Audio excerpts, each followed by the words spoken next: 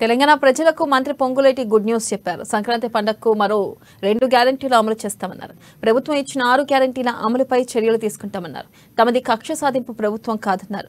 అధికారులపై కక్ష సాధింపు చర్యలు ఉండవన్నారు. ప్రభుత్వం ఆస్తులు కొలగొట్టిన వారిని వదిలిపెట్టేది లేదన్నారు.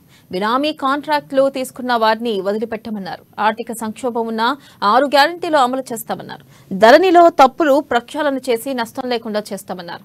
వీఆర్ఏల సమస్యలపై యూనియన్లతో చర్చించి న్యాయం చేస్తామన్నారు. స్పీచ్ సందర్భంగా ధన్యవాదాలు తెలిపే కార్యక్రమంలో అసెంబ్లీ సాక్షిగా ప్రతిపక్షంలో ఉన్న నాయకులు ఇంకా వారు అధికారంలో ఉన్నారనే అపోహలో ఉండి, ఇంకా అధికారం ఉందనే మత్తులో ఉండి, ఏదైతే పొగరబోతి గిత్త రంకెలేస్తుందో, ఏదైతే అహంకారపూరితంగా గతంలో నడిస్తే ఆ నడిచిన దాని ప్రజలిచ్చిన మ్యాండేటరీని మర్చిపోయి ఇంకా మేము అధికారంలో ఉన్నామని విర్రవీకారో ప్రజలు ప్రతిదాన్ని గమనిస్తున్నారు. మా మంత్రులు, మా ముఖ్యమంత్రి గారు దానికి సమాధానం చెప్పాల్సింది చాలా స్పష్టంగా చెప్పారు. ఈ ప్రభుత్వం చిత్తశుద్ధితో పనిచేస్తుంది.